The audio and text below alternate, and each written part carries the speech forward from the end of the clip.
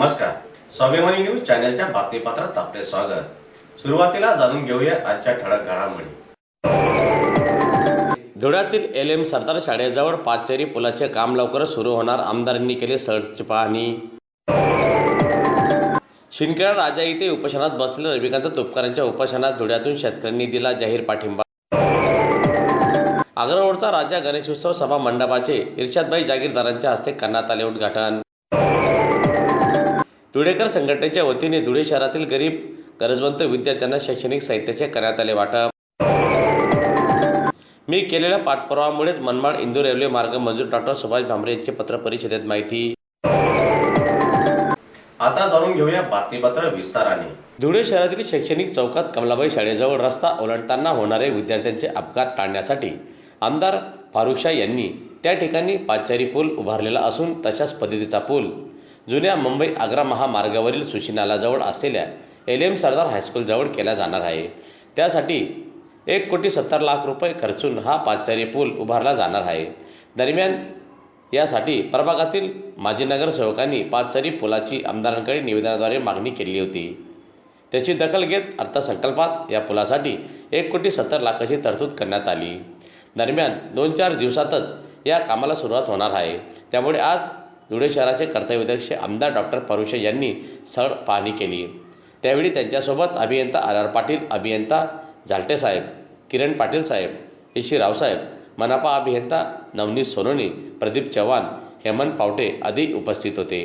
पहिला पाचेरी पूल आम्ही कमलाबाई कन्या शाळेजवळ उभारलेला आहे आणि त्याच धर्तीवर आमचे ह्या प्रभागातील नगरसेवक सईद बेग, तसेच नगरसेवक नासिर पठाण, नगरसेवक अब्दुल गनी डालर, कैसर पेंटर आणि आमचे इथले कार्यकर्ते यांची पण बरेच दिवसापासून मागणी होती की जे कमलाबाई कन्या शाळेजवळ जे आपण पाचेरी पूल उभारलेला आहे त्याचप्रमाणे एल.एम. सरदार हायस्कूलजवळ पण तो एक पूल आम्हाला बनवून द्यावा आणि त्यासाठी आम्ही अर्थसंकल्पीय बजेटमध्ये 1,70,00,000 रुपयाची तरतूद केलेली होती आणि तो काम मंजूर करण्यात आलेला आहे। आज त्याच्या पाहणीसाठी आम्ही सर्व सार्वजनिक बांधकाम विभागाचे अधिकारी, वीज वितरण विभागाचे अधिकारी, महानगरपालिकेच्या अधिकाऱ्यांना सोबत घेऊन त्याचा पाहणी दौरा केलेला आहे आणि मंगळवारपासून या पाचेरी पुलाचं काम सुरू होणार आहे।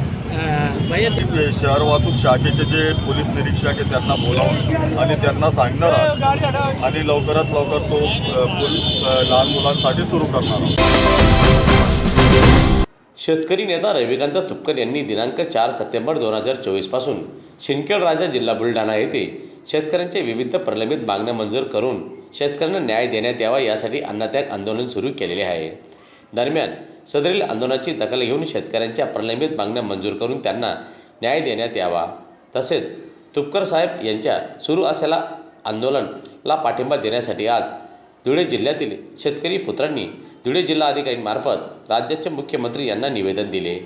दरम्यान यावेळी निवेदन देण्यासाठी शेतकरी पुत्र ईश्वर पाटील, लोटन पाटील, दिनेश बोरसे, दीपक नांद्रे, सतीश पेंढारकर, B.M. भामरे यांच्यासह शेतकरी उपस्थित होते। आज आम्ही धुळे जिल्ह्यातील शेतकरी पुत्रांचा लढा या मंचाखाली माननीय श्री रविकांत तुपकर साहेब, जे महाराष्ट्राचे शेतकरी नेते असून महाराष्ट्राचे युगात्मा आणि शेतकऱ्यांचे आधारस्तंभ आहेत, महाराज जिजाऊ महासाहेब यांच्या शिंदखेडा राजा येथे बेमुदत अन्न त्याग आंदोलन दिनांक 4 सप्टेंबर 2024 पासून जे सुरू आहे त्याला आमचे धुळे जिल्ह्यातील संपूर्ण शेतकरी बंधूच्या प्रतिनिधी म्हणून आम्ही आज त्यांच्या आंदोलनाला पाठिंबा देत आहोत।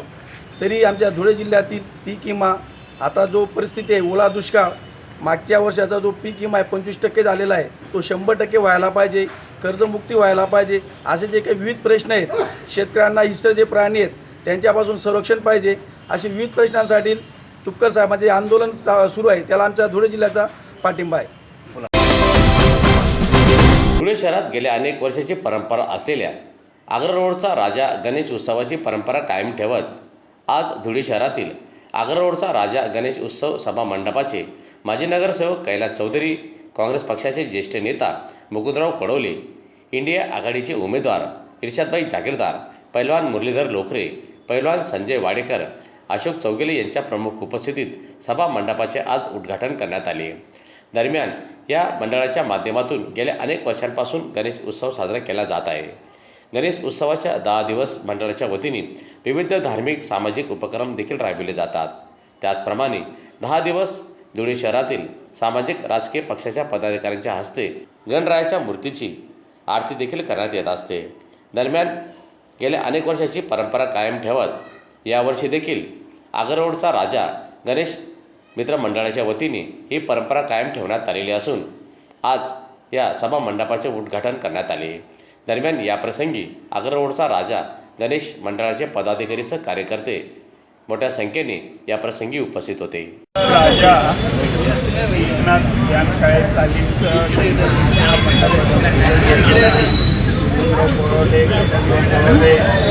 वाडेकर पैलवान उपस्थित सर्व लोकांच्या हस्ते या ठिकाणी झालं आणि अनेक वर्षापासून हे उपक्रम चांगल्या रीतीने चालवतात। सामाजिक उपक्रमाची दिशा या कामातून द्यायचं काम कैलास भाऊ आणि बाकीचे लोक करतात। या निमित्त मी त्याला शुभेच्छा देतो आणि यावर्षी पण गणेश उत्सव त्यांचा मोठ्या चांगल्या प्रमाणे व्हावं ही शुभेच्छा त्यांना देतो। सगळे कार्यकर्ते चांगली मेहनत घेतील आणि श्री गणेशांनी या धुळे शहरात नवीन क्रांती घडेल हीच मी या निमित्त शुभेच्छा देतो आणि माझे 2 शब्द सांगतो। धुळे शहरातील विविध प्रभागात वास्तव्यास असलेल्या गरीब गरजू विद्यार्थ्यांना धुळेकर संघटनेच्या वतीने शैक्षणिक साहित्याचे आज वाटप करण्यात आले।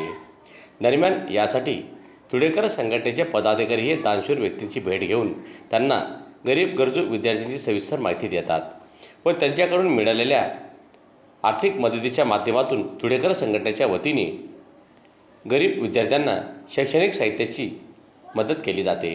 त्याचप्रमाणे काहींना अपंगत्व आलेला असेल त्यांना देखील धुळेकर संघटनेच्या वतीने कुठल्या ना कुठल्या स्वरूपात मदत केली जाते। तसाच प्रयत्न आज धुळे शहरातील एका प्रभागात गरीब विद्यार्थ्यांना शैक्षणिक साहित्याचे वाटप करण्यात आले। दरम्यान यावेळी धुळेकर संघटनेचे पदाधिकारी उपस्थित होते। तर संघटनेच्या मार्फत 8 दिवसापासून मला इच्छा होती की हा कार्यक्रम आपण राबवतात। मग त्या ठिकाणी माझे बालपणाचे सहकारी धनंजय गाळणकर असतील, श्रीकृष्ण बेडसे असतील, त्यांची पुरी टीम असेल आणि ही टीम जे काम करते हे खऱ्या अर्थानं समाजाला एक फार मोठं बोधक काम आहे आणि हे काम अतिशय सुंदर काम करतात आहे। ज्या गरजूंना खऱ्या अर्थानं गरज आहे आणि ती वस्तू त्याला पाहिजेल आहे आणि ती वस्तू त्याच्यापर्यंत पोहोचवण्याचं काम ही धुळेकर संघटनेच्या मार्फत आपण करत आहात।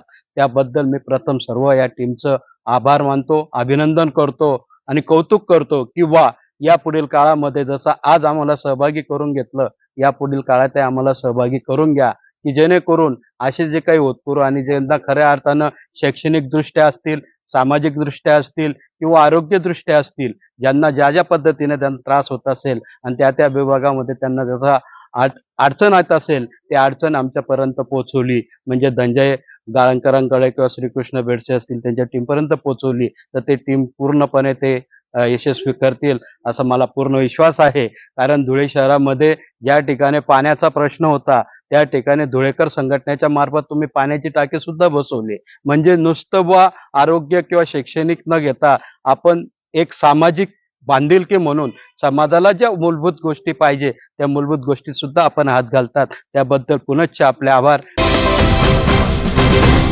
धुळे लोकसभेत खासदार म्हणून निवडून आल्यानंतर मनमाड धुळे इंदोर रेल्वे मार्गासाठी गेल्या 10 वर्षापासून मी सातत्याने प्रयत्न करत आलो आहे। यासाठी 2-3 वेळा DPR बनविण्यात आलेला असून या कालावधीत 50 ते 60 बैठकाही झाल्या। प्रधानमंत्री माननीय नरेंद्र मोदी, तत्कालीन रेल्वे मंत्री पियुष गोयल, सुरेश प्रभू, मंत्री नितीन गडकरी, उपमुख्यमंत्री देवेंद्र फडणवीस व विद्यमान रेल्वे मंत्री अश्विनी वैष्णव यांना सातत्याने भेटत राहिलो। त्यामुळे आज जिल्ह्यासाठी आनंदाचा दिवस आलेला असून रेल्वे मार्गासाठी केंद्र शासनाने 18,036 कोटी रुपयांचा निधी मंजूर केलेला आहे। हे सर्व श्रेय कोणाचे नसून भारतीय जनता पार्टी व मतदारसंघाच्या लोकांचे असल्याचे माजी खासदार डॉ. सुभाष भामरे यांनी आज आयोजित पत्रकार परिषदेत सांगितले। दरम्यान आजच्या या पत्रकार परिषदेसाठी व्यासपीठावर जिल्हा अध्यक्ष गजेंद्र आंबटकर, हिरामन आप्पा गवडी, पत्रकार संघाचे अध्यक्ष मनोज गर्ते, माजी अध्यक्ष सुनील पाटील आदी उपस्थित होते। धुळे लोकसभा मतदारसंघातील जनतेची मागणी होती की मनमाड इंदूर रेल्वे व्हावा आणि म्हणून 2014ला तुम्ही सगळ्यांनी मला आशीर्वाद दिला आणि खासदार म्हणून दिल्लीला पाठवलं. तर त्या पहिल्या दिवसापासून कुणगाठ बांधली, कुठे किती त्रास घ्यावा लागला. मी पूर्ण प्रयत्न करेल, पाठपुरावा करेल आणि मनमाड इंदूर आणल्याशिवाय स्वस्थ बसणार नाही. आणि म्हणून आज जेव्हा 2 सप्टेंबरला मोदी साहेबांच्या कॅबिनेटने मंजुरी दिली आणि 18,000 कोटी मंजूर केले, तुमचं आमचं सगळ्यांचं स्वप्न पूर्ण झाले. मी मोदी साहेबांचे मनापासून आभार मानतो. आणि त्याचप्रमाणे दिल्लीतल्या या 10 वर्षाच्या कालावधीत सगळ्या रेल्वे मंत्र्यांनी सहकार्य केलं. त्याचप्रमाणे त्याच्यात सुरेश प्रभू साहेब असतील, त्याचप्रमाणे पियुष गोयल साहेब आणि अश्विनी वैष्णव साहेब असतील, या सगळ्यांनी फार सहकार्य दिलं आणि गडकरी साहेबांनी मोठं सहकार्य दिलं. आणि त्यामुळे आज हा दिवस बघायला मिळेल. आणि सगळ्यात मोठं सहकार्य मोदी साहेबांनी मला शब्द दिला होता, मनमाड इंदूर कुठल्याही परिस्थितीत मी करणार म्हणजे करणार. मग त्यांनी तो शब्द पाळला. याचबरोबर स्वाभिमानी न्यूज चॅनलचे बातमीपत्र संपले. पुन्हा भेटूया पुढील प्रसारणात. तोपर्यंत नमस्कार.